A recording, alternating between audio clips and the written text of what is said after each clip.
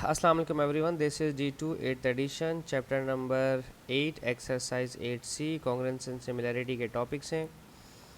और 8C हमारे पास है क्वेश्चन नंबर 8। कुछ बच्चों के सवाल थे कि अब तो कॉन्ग्रुएंस एंड सिमिलैरिटी नहीं आता, तो भाई कॉन्ग्रुएंस एंड सिमिलैरिटी प्रूफ करने को नहीं आता, बाकी कॉन्ग्रुएंस एंड सिमिलैरिटी ज़रूर आता है सवाल, ठीक है। आप इसको छोड़ ही नहीं सकते, ठीक है। अब यह है in the figure triangle A B dash C dash is an enlargement of triangle ABC।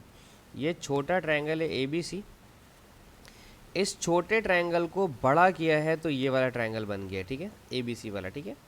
तो यकीनन सिमिलर होंगे, सिमिलर इसलिए होंगे कि अगर ये छोटा ट्रायंगल है इसी को स्ट्रेच किया है तो ये बड़ा बन गया। देखो जैसे कैसे, देखो ये है मेरे पास छोटा सा ABC ट्रायंगल, ठीक है।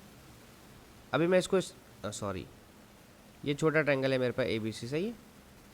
मैं अभी इसको अगर रिसाइज करता हूँ इस तरह से, देखो ये बड़ा हो रहा है, वहीं से बड़ा हो रहा है ना जहाँ से हमने इसको बनाया था।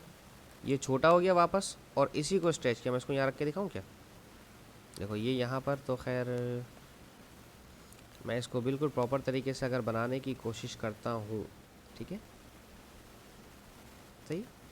अब देखो अगर हम इसको बड़ा करते हैं तो देखें ये वापस वहीं आके फिट हो रहा है, ठीक है। तकरीबन थोड़ा सा तो हिलेगा क्योंकि मेरी शेप थोड़ी सी टिल्ट है, मैंने बनाने में गलती कर दी। बाकी देखें वो बिल्कुल फिट हो रहा है उसके ऊपर। तो यहाँ से ABC है, इन लार्ज का मतलब होता है कि इसी को स्ट्रेच किया, बड़ा किया तो ये वाला ट्रायंगल बन गया, ठीक है। बात समझ आ गई छोटी सी। अब इंशाल्लाह आपको कन्फ्यूजन नहीं होगी कभी भी। तो कहते हैं with the scale factor of 3, यानी कि अगर इसकी जो लेंथ है वो 1 है तो इसकी 3 हो जाएगी। इसकी 2 है तो 2 मल्टीप्लाई बाई 3 6 हो जाएगी। इसकी 3 है तो 3 मल्टीप्लाई बाई 3 इसकी 9 हो जाएगी, ठीक है। ये इन्होंने यहाँ पर कहने की कोशिश की है, सही है। अच्छा, स्केल फैक्टर 3 का मतलब ये होता है given that the B dash C dash is 12 and B dash 6 और फाइंड द लेंथ ऑफ। देखो मैं इसको ना थोड़े अलग तरीके से करवाता हूँ, जो मुझे पसंद आता है तरीका, वो मुझे इस तरह से पसंद आता है तरीका कि मैं यहाँ लिख रहा हूँ A, यहाँ लिख रहा हूँ B और यहाँ लिख रहा हूँ C, ठीक है। और जो इसको इस तरह से इनलार्ज किया है आपने, बड़ा कर दिया ना खींच के, इसका नाम रखा है आप लोगों ने A, इसका नाम इन्होंने रखा है B डैश और इसका नाम रखा है इन्होंने C डैश, ठीक है। ये लिखी हुई है 12, ठीक है। AB वाली की लेंथ नहीं पता तो हम इसको,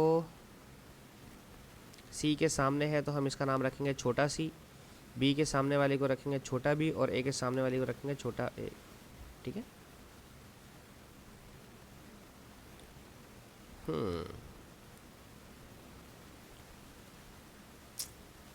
और अगर ये 12 है BC वाली side, B dash C dash 12 है तो ये वाली साइड BC कितनी होनी चाहिए थी आपके हिसाब से? क्योंकि मैंने आपको कहा स्केल फैक्टर 3, तो ये जो साइड 12 आई है स्केल फैक्टर 3 होने की वजह से, तो यहाँ ये किस नंबर से मल्टीप्लाई हुआ होगा कि 12 हो गया होगा? यकीनन 4 से।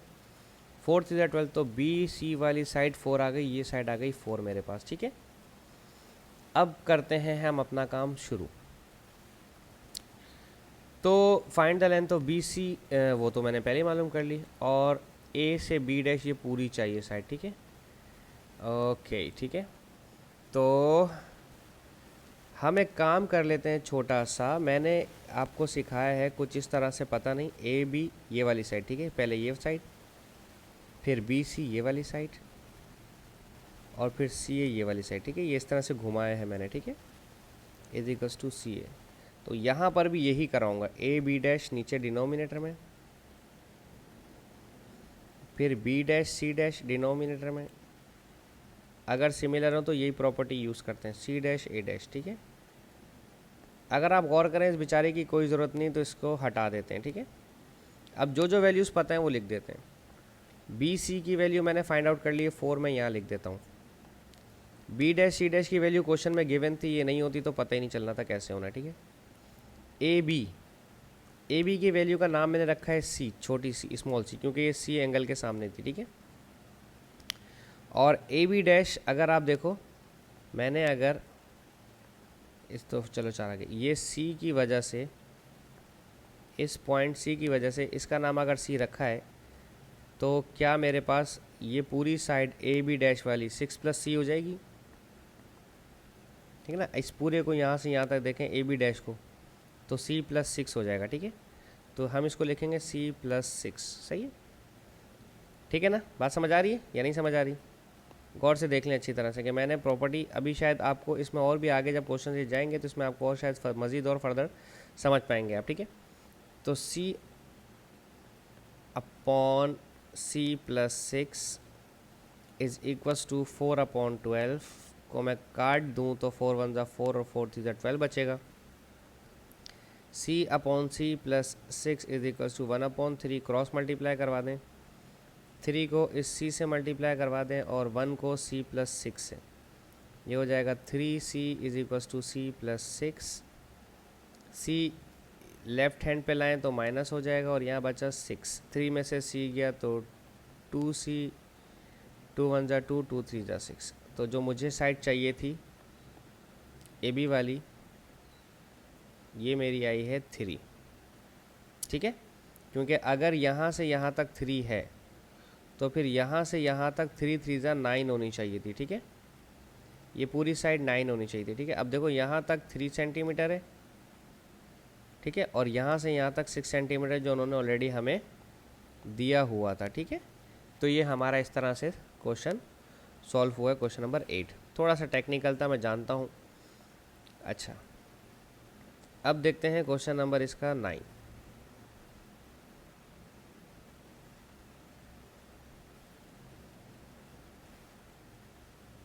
क्वेश्चन 9 में कह रहे हैं in a television commercial, a toddler of height 75 centimeter is standing next to a tin of milk of height 24 centimeter. If the height of the toddler is 25 centimeter on the television screen, find the height of the tin of the milk on the screen. Oh. In a television commercial, a toddler height 75 centimeter is standing next to a tin of milk of 24.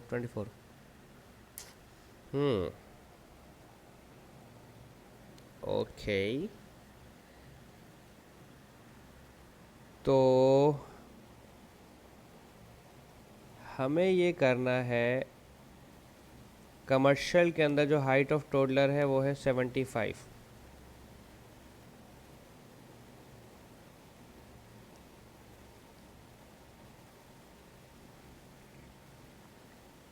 Height of toddler, ठीक है।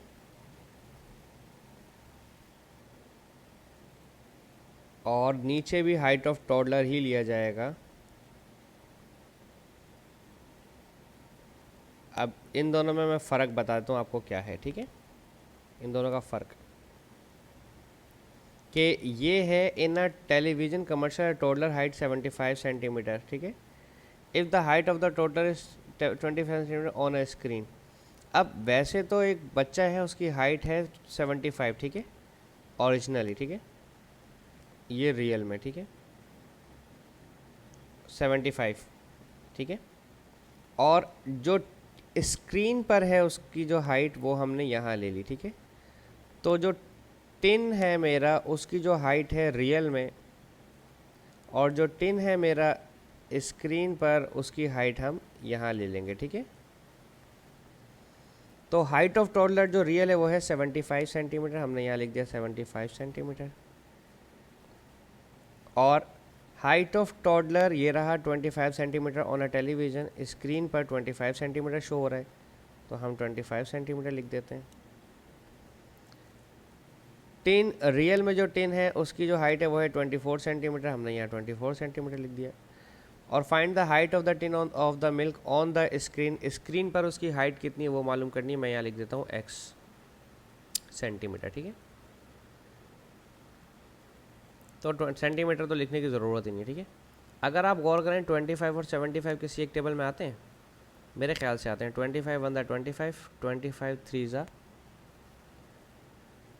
75, ठीक है, 24/x, ठीक है। अब cross multiply करवा दें, x को 3 से मल्टीप्लाई किया 3x, 24 को 1 से मल्टीप्लाई किया 24, 3 मल्टीप्लाई कर रहा है, वहाँ जाकर करेगा डिवाइड, 24 डिवाइड बाई 3 ये हो जाएगा x is equals to 8 centimetre. तो जो टिन है उसकी जो स्क्रीन पर होगा वो होगा 8 सेंटीमीटर का, ठीक है।